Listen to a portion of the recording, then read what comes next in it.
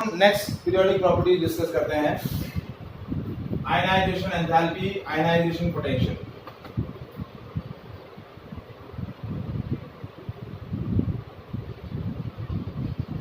तो second property है हमारा आयनाइजेशन पोटेंशियल और ionization enthalpy. So what is this? Ionization enthalpy क्या होता है? Ionization potential क्या होता है? That is the minimum amount of energy required या supplied to the isolated gaseous atom to extract its electron, outermost shell electron. जैसे एक isolated gaseous atom है, उसमें से उसको जब मैं एनर्जी सप्लाई करूंगा तो वो एनर्जी उसके आउटरमोस्ट शेल के एक इलेक्ट्रॉन को क्या करेगी? एक्सट्रैक्ट आउट करने में यूज आएगी and it will form gaseous cation. So ये जो एनर्जी है, that energy is called ionization energy. ठीक है, इसको हम डिवीजन करेंगे delta H1. So the minimum amount of energy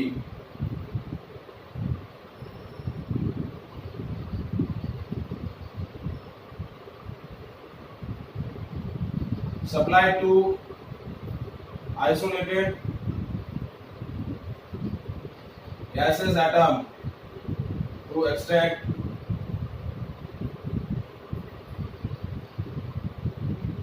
its one outermost shell electron. अब देखिए, जो एलिमेंट इजीली इलेक्ट्रॉन रिलीज करते हैं उनके लिए आपको लेसर एनर्जी सप्लाई करनी पड़ेगी, और those element which are difficult to release their electron, यानी their electron is closely bound with the nucleus, तो उसको एक्सट्रैक्ट करने के लिए आपको ज्यादा एनर्जी सप्लाई करनी पड़ेगी।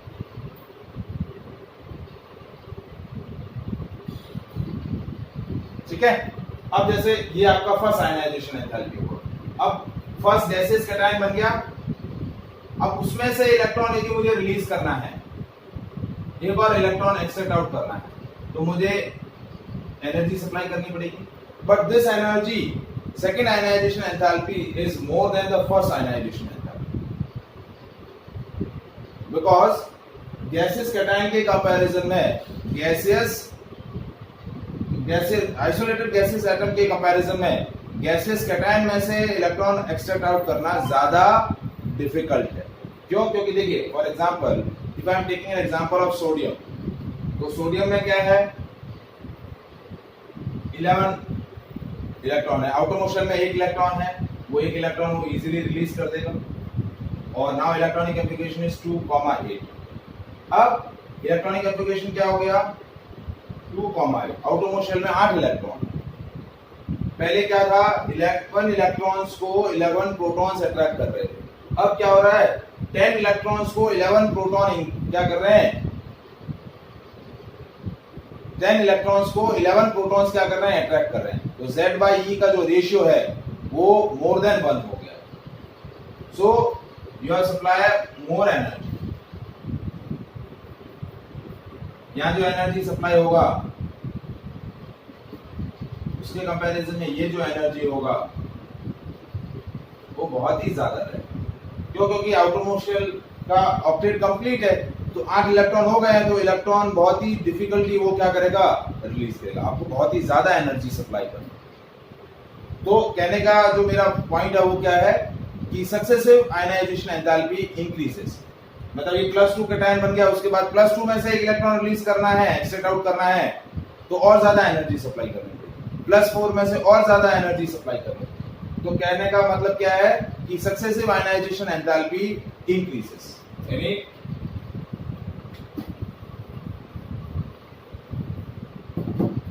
delta H1 is lesser than delta H2, lesser than delta H3, lesser than delta H.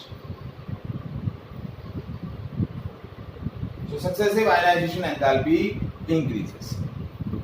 Is it clear? बेटा समझ में आया ionization enthalpy क्या होती है?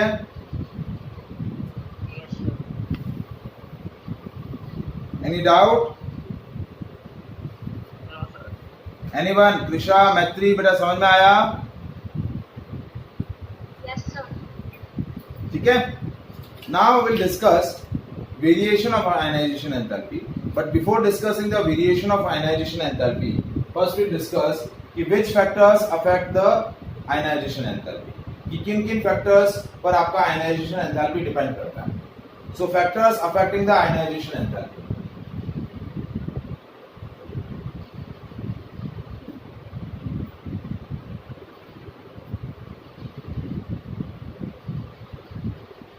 तो पहला है, सबसे पहला है atomic size.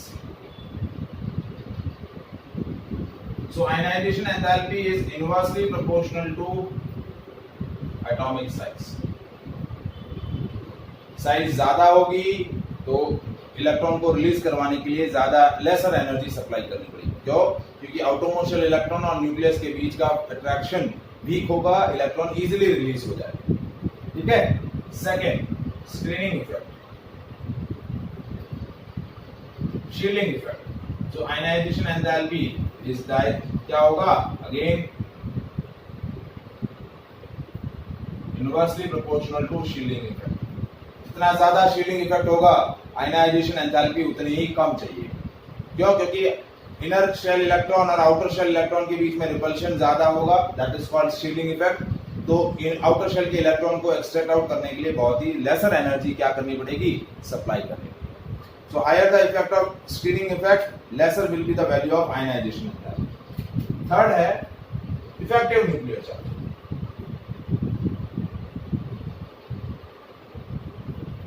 So ionization enthalpy is directly proportional to Z effective.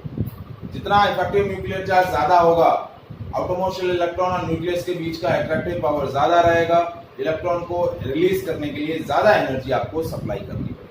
More the Z effective, more will be the ionization energy.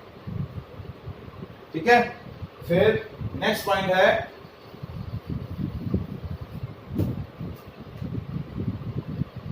Half filled and full field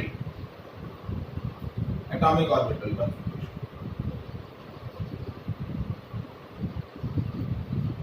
यदि हाफ फिल्ड एटॉमिक ऑर्बिटल है या full filled atomic orbital electronic configuration है तो that will be more stable. तो उस atomic orbital से electron release करवाने के लिए you have to supply more energy.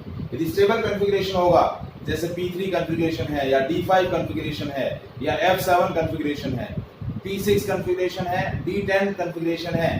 Half filled मतलब P3, D5, F7 और फुल फिल्ड मतलब P6, D10 और F14.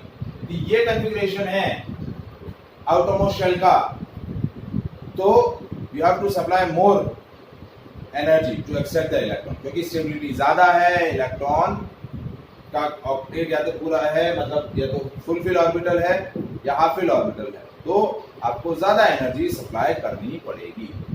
Is it clear? Next, shape of orbital. अब देखिए एस सबशेल जो है या एस ऑर्बिटल जो है वो न्यूक्लियस के ज्यादा क्लोजर है. तो एस सबशेल के इलेक्ट्रॉन यदि मैं रिलीज करवा रहा हूं तो I have to supply more energy comparative to the P orbital. क्योंकि पहले एस आता है, फिर पी आता है, फिर डी आता है और फिर एफ आता है. तो ऑर्बिटल जो है यदि सेम सेल के हैं, यदि मैं बात करूं 4s, 4p, 4d और 4f, तो 4f इलेक्ट्रॉन को इजीली रिलीज कर सकते हैं. उसके कंपैरिजन में ज्यादा एनर्जी किसको सप्लाई करनी पड़ेगी? 4d को. उससे ज्यादा किसको सप्लाई करनी पड़ेगी? 4p को. और उससे ज्यादा किसको सप्लाई करनी पड़ेगी? 4s को. क्योंकि 4s इनर है, तो जितना न्यूक्लियस से ज्यादा नजदीक रहेगा अट्रैक्शन उतना ज्यादा रहेगा, अट्रैक्शन ज्यादा रहेगा तो आपको ज्यादा एनर्जी सप्लाई करनी पड़ेगी. तो these are the order of orbitals of same shell. अब आप बात करें 3s और 4s, तो 3s में ज्यादा एनर्जी सप्लाई करनी पड़ेगी क्योंकि 3s न्यूक्लियस के क्लोजर है और 4s उसके बाद है. तो जो ऑर्बिटल न्यूक्लियस के जितना क्लोजर होगा आपको उस ऑर्बिटल का इलेक्ट्रॉन एक्सेप्ट आउट करने के लिए ज्यादा एनर्जी सप्लाई करनी पड़ेगी. Is it clear? सो ये समझ में आया factors which affecting the ionization enthalpy. Any doubt? अब वेरिएशन हम डिस्कस करते हैं कि कैसे वेरिएशन होता है. पहले हम एस ब्लॉक और पी ब्लॉक के लिए बात करेंगे, नॉर्मल एलिमेंट्स के लिए बात करेंगे, और फिर हम डी ब्लॉक और एफ ब्लॉक एलिमेंट के लिए बात करेंगे. तो variation in ionization enthalpy in period. So as we move left to right across the period, effective nuclear charge increases. क्या हो रहा है? effective nuclear charge increases. As we move left to right across the period, effective nuclear charge increases. ठीक है, left to right जा रहे हैं, effective nuclear charge increase हो रहा है, so that increases the ionization enthalpy. As we move left to right across the period, effective nuclear charge increases, atomic size decreases, so ionization enthalpy increases. Ionization enthalpy क्या होगी? बढ़ती जाएगी. अब जैसे हम बात करें lithium, beryllium, boron, carbon, nitrogen, oxygen, fluorine. ठीक है, तो 2n1, 2n2, 2n3, 2n4, 2n5. यदि इलेक्ट्रॉनिक कॉन्फ़िगरेशन की बात करें तो ये 1s2, 2s1, 1s2, 2s2, 1s2, 2s2, ये 2s2, 2p1, 2s2, 2p2, 2s2, 2p3 and 2s2, 2p4. तो मैं यहाँ आपको एक्सप्लेन क्या कर रहा हूँ कि लिथियम के कंपैरिजन में बेरिलियम का ज्यादा होगा, बेरिलियम के कंपैरिजन में बोरॉन का ज्यादा होगा, बोरॉन के कंपैरिजन में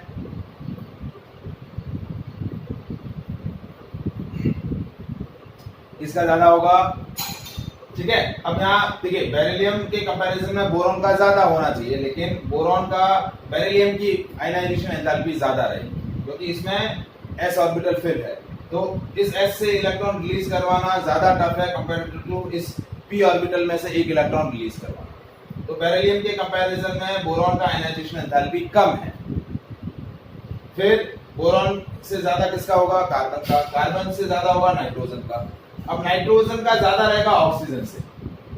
रूल के हिसाब से किसका ज्यादा होना चाहिए था? ऑक्सीजन का ज्यादा होना चाहिए, लेकिन ज्यादा किसका होता है? नाइट्रोजन का. क्यों? क्योंकि हाफ फिल्ड p ऑर्बिटल है. क्या है? Half field p orbital. इस p ऑर्बिटल से इलेक्ट्रॉन एक्सट्रैक्ट आउट करना ज्यादा इजी है p2 p4 में से कंपेयर टू द 2p3. तो नाइट्रोजन के कंपैरिजन में ऑक्सीजन की फर्स्ट आयनाइजेशन एंथैल्पी जो होगी वो लेस रहेगी. रूल के हिसाब से ज्यादा होनी चाहिए थी, लेकिन हमने जो फैक्टर्स पढ़े उसके हिसाब से हाफ फिल्ड ऑर्बिटल है तो हाफ फिल्ड ऑर्बिटल की स्टेबिलिटी ज्यादा होगी. यहाँ बेरिलियम की ज्यादा क्यों थी? क्योंकि फुल फिल्ड ऑर्बिटल था, तो आयनाइजेशन एंथैल्पी ज्यादा रहेगी. Is it clear? फिर ऑक्सीजन के बाद फ्लोरीन की ज्यादा होगी क्योंकि इफेक्टिव न्यूक्लियर चार्ज ज्यादा है. फिर फ्लोरीन के बाद नियॉन, उसकी ऑलमोस्ट सबसे ज्यादा रहेगी. क्यों? क्योंकि वो तो केमिकली इनर्ट है, आउटरमोस्ट शेल में 8 इलेक्ट्रॉन है, तो इलेक्ट्रॉन फुल फिल्ड ऑर्बिटल है, इलेक्ट्रॉन एक्सेप्ट और रिलीज करने की टेंडेंसी उसकी 0 होगी, तो उसकी आयनाइजेशन एंथैल्पी मैक्सिमम रहेगी. So as we move left to right across the period, general variation क्या है? आयनाइजेशन एंथैल्पी बढ़ेगी, लेकिन एक एक्सेप्शन ये याद रखना है, एक एक्सेप्शन ये याद रखना है.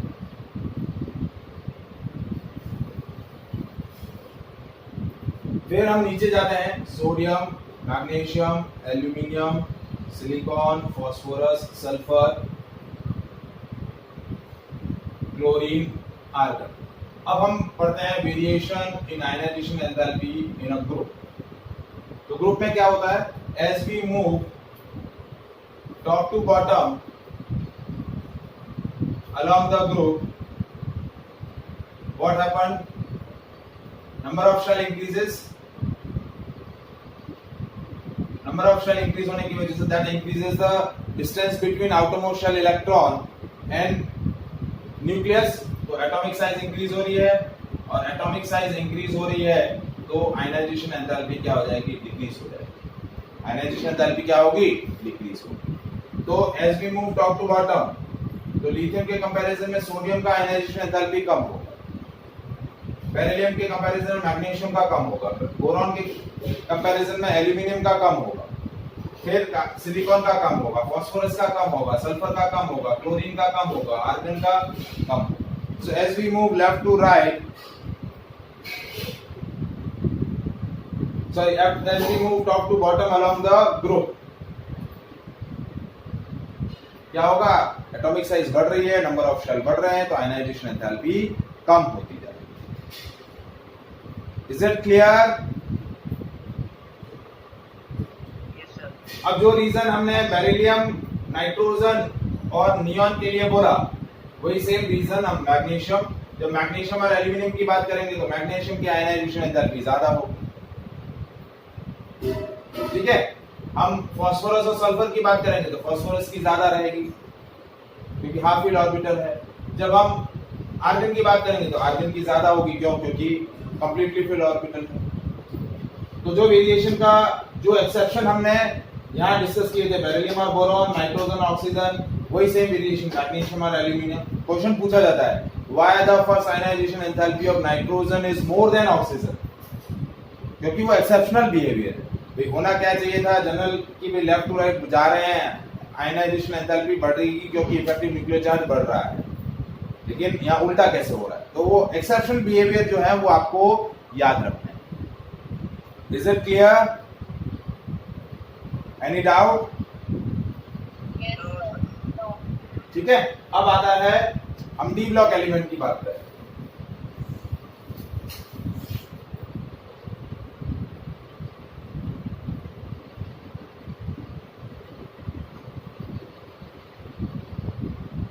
तो हमने क्या बोला, साइज के लिए क्या बोला था कि पहले साइज कम होता है, फिर कांस्टेंट हो जाता है, फिर बढ़ता है। वही तो उस हिसाब से आयनाइजेशन एंथैल्पी और एटॉमिक रेडियाई जो होते हैं इनवर्सली प्रोपोर्शनल होते हैं। तो भाई जहां कम हो रहा है आयनाइजेशन एंथैल्पी, एटॉमिक साइज, वहां आयनाइजेशन एंथैल्पी ज्यादा होगा। जहां कांस्टेंट है वहां आयनाइजेशन एंथैल्पी कांस्टेंट रहेगा, और जहां साइज बढ़ रहा है वहां आयनाइजेशन एंथैल्पी कम होगा। एटॉमिक साइज के हिसाब से वेरिएशन ऐसा होना चाहिए, लेकिन वेरिएशन वैसा नहीं होता। क्या हो रहा है? जैसे as we move left to right across the period for D block element, scandium, titanium, vanadium, chromium, manganese, iron, copper, iron, cobalt, nickel, copper और जिंक। तो भाई क्या हो रहा है? लेफ्ट टू राइट जा रहे हैं तो शील्डिंग इफेक्ट बढ़ रहा है और इफेक्टिव न्यूक्लियर चार्ज की पावर कम हो रही है। तो होना क्या चाहिए कि भाई आयनाइजेशन एंथैल्पी कंटिन्यूअसली कम होती जानी चाहिए, क्योंकि शील्डिंग इफेक्ट बढ़ रहा है तो आयनाइजेशन एंथैल्पी कम होगी। लेकिन यहाँ क्या हो रहा है? As we move left to right across the period, overall ionization enthalpy increases because effective nuclear charge increases, but increment in ionization enthalpy is not much more. ज्यादा इंक्रीमेंट नहीं होता। क्यों इंक्रीमेंट ज्यादा नहीं हो रहा है? क्यों? जिस पावर से इफेक्टिव न्यूक्लियर चार्ज बढ़ रहा है उसी पावर से शील्डिंग इफेक्ट भी बढ़ रहा है। तो इफेक्टिव पावर आयनाइजेशन एंथैल्पी को बढ़ाता है, लेकिन शील्डिंग इफेक्ट उसकी मैग्नीट्यूड को डिक्रीज करता है। तो overall as we move left to right across the period in a D block, ionization enthalpy increases, overall increases, but that increment is not much comparative to the normal element. Normal element में जब left to right जाते हैं तो ionization enthalpy में ज्यादा increment होता है effective nuclear charge के इंक्रीमेंट की वजह से, लेकिन यहाँ वेरिएशन कम होगा।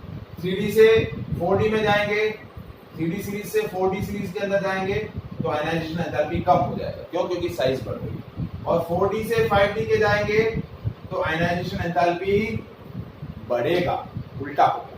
Reason lanthanide contraction, atomic size कम हो गई, यानी 4D और 5D की साइज ऑलमोस्ट सेम है। तो प्रैक्टिकली होनी क्या चाहिए थी? साइज बढ़नी चाहिए थी, लेकिन साइज ऑलमोस्ट सेम है क्योंकि लेंथेनाइड कॉन्ट्रैक्शन की वजह से इफेक्टिव न्यूक्लियर पावर जो है वो ज्यादा पावरफुल हो गया।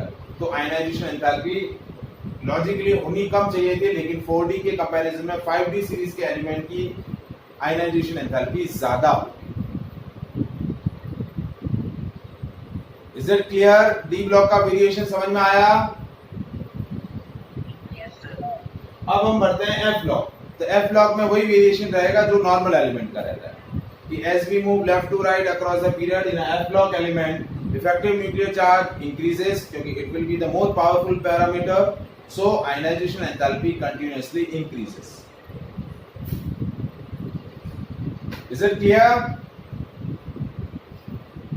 Yes, sir. So that is all about the ionization enthalpy. ठीक है, बाकी अब 3 प्रॉपर्टीज और बची हैं, तो that we will discuss in the later session. ठीक है, उसके अंदर डिस्कस करेंगे. Okay, Yes, sir. चलिए, ओके, बाय.